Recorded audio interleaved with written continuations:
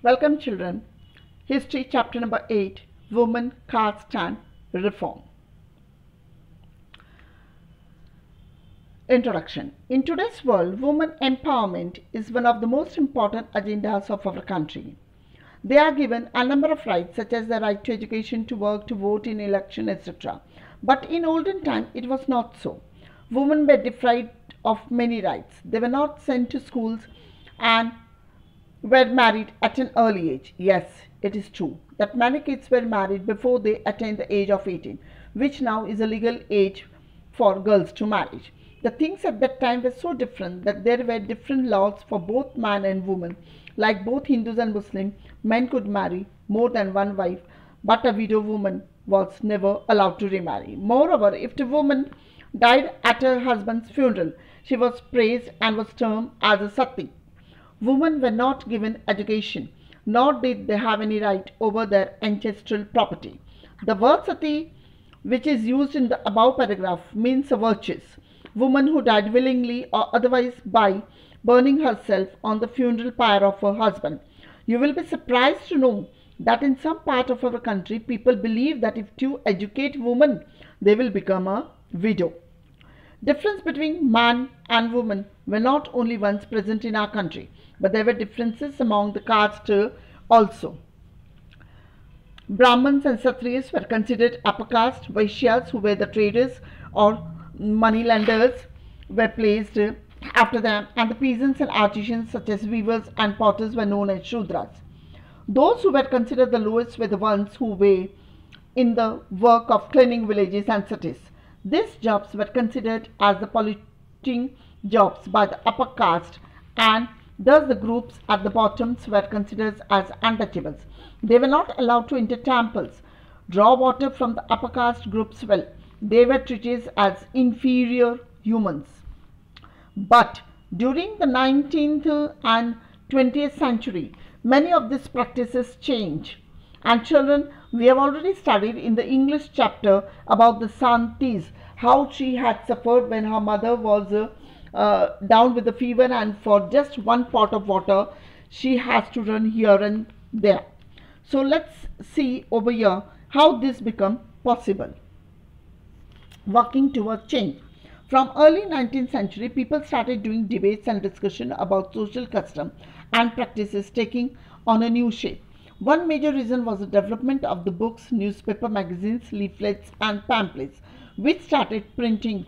This made ordinary people read about social issues and even right to express what they thought about various social, political and economic issues.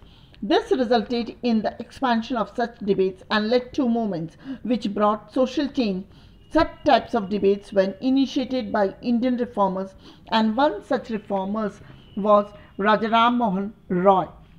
He founded the Brahmo Sabha, which later came to be known as Brahmo Samaj, in Calcutta. People like Ram Mohan Roy are known as a reformer because they felt that the evils of the society should be removed. To ensure these changes, they started persuading people to give up old practices and adopt a new way of life. Ram Mohan Roy wanted to spread the knowledge of Western education in the country so that he could bring equality for women. According to him, women were forced to stay at home and do the household chores. They were never allowed to go out and get an education. So how did he change the life of widows? Let's see this.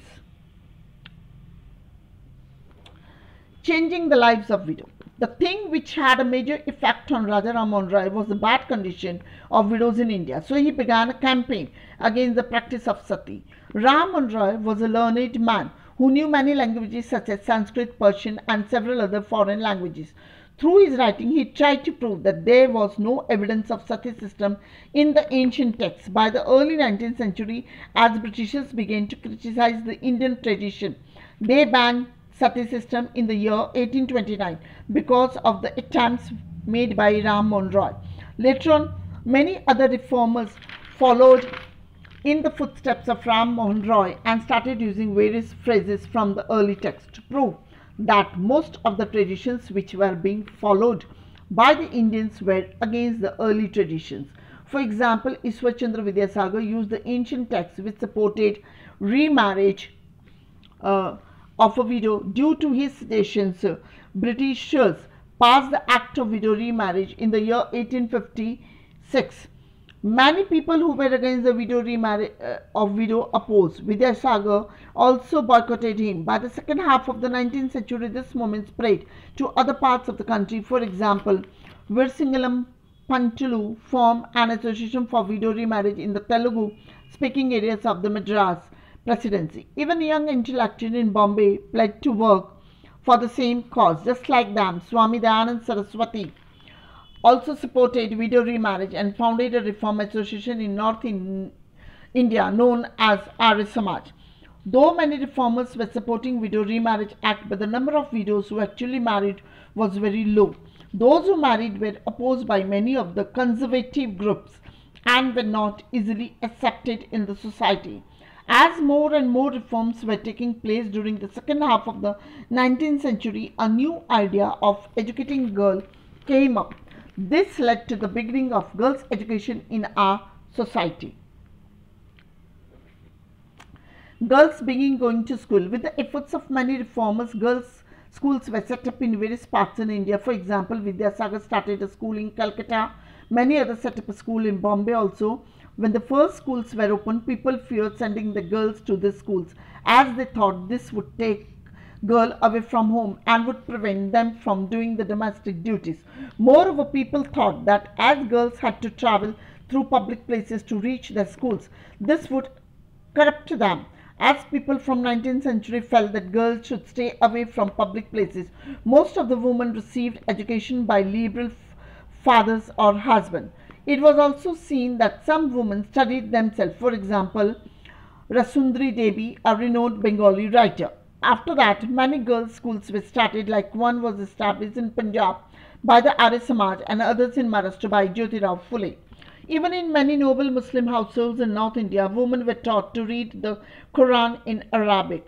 They were taught by women who went to teach at their homes. Some of the reformers were Mumtaz Ali. In the beginning, women were taught to read about religion and domestic management in a language which they could understand.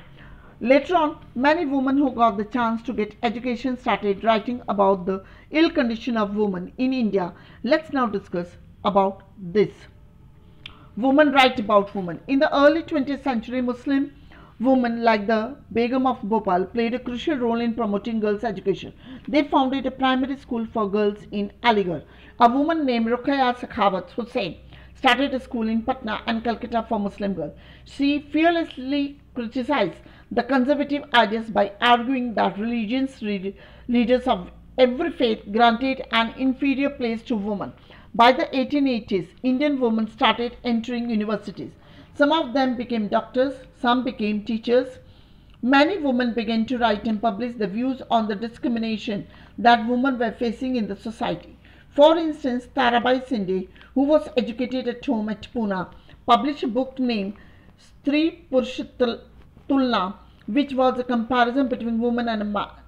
The book criticized social differences between man and woman. Another woman named Pandit Ramabai was of a view that Hinduism was oppressive towards women, and therefore she wrote a book which showed the miserable life of upper caste women. She also founded a shelter name for widow women at Pune who were treated badly by their in-laws. Not only this, women in this shelter home got trained so that they could become financially stronger. At this time, many Hindus and Muslim Orthodox felt that the women were adopting Western ways and this could erode the family value. So we can say that by the end of the 19th century, women were getting educated, publishing books on the condition of women, and were also forming various women's associations to empower women. In the 20th century, leaders such as Jawaharlal Nehru and Subhash Chandra Bose also supported the demands of equality and freedom for women. Many nationalist leaders wanted the women be given the right to vote after independence. However, till then, women were asked to concentrate on the anti-British struggle.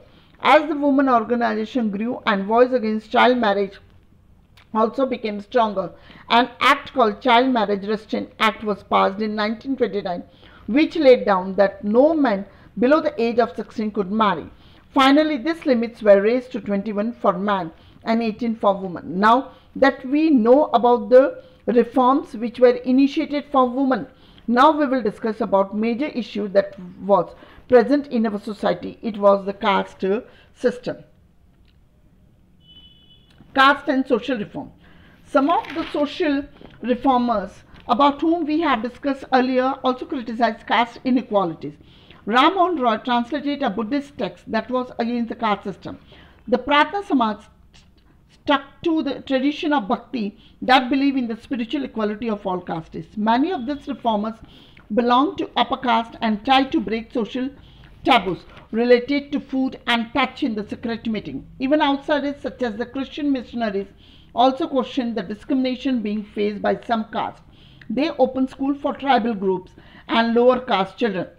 These children were thus equipped with some resources to make their way into a changing world. On the other hand, many poor deserted their villages in search of work. They found work in the factories which were in the big cities. So the demand for labor rose as they were required a big drains, make roads and buildings and clean the cities. Thus so many people like diggers, coolies, sweepers, rickshaw pullers, etc. were required. The poor from the villages started moving to the cities. Some also went to Mauritius, Trinidad and Indonesia in search of work. This was seen as an opportunity by the lower caste to save them from oppression which they were facing at the hands of the local landowners. There were some of other jobs also, for example, the army. People from Mahar caste who were regarded as untouchable found job in the army, and thus the regiment was formed known as Mahar regiment. But soon many people from different castes and groups started demanding equality and justice for the lower caste group. So let's see what it was. Demand for equality and justice. By the second half of the 19th century, people from non-Brahmin caste started movements against caste discrimination and demanded social equality and justice. Satnam movement was started by Ghasidas in central India. He worked for the betterment of leatherworks. In eastern Bengal, Haridas Thakur sect worked among the Chandela cultivators. Haridas questioned texts that supported the caste system. In Kerala, Sri Narayan Guru, who was a guru from Ezava caste, manifested the ideas of unity for his people. He was against the concept of treating people unequally on the basis of caste differences. According to him, all are humans and belong to the same caste. So basically all these sects were found by the non-Brahmin leaders. They tried to create a sense of self-respect among the lower caste and also change the habits which provoke the concept of the higher caste. So next we'll discuss about Jyotirao Phule. Who was he and what was Ghulam Giri? Jyotirao Phule was born in the year 1827 in Maharashtra. He studied in schools set up by Christian missionary. On growing up, he developed his own ideas about the injustice of caste society. He attacked Brahmins by saying that they were not superior to others. He said that Brahmins were the Aryans who came from outside the continent and defeated the true children of the country.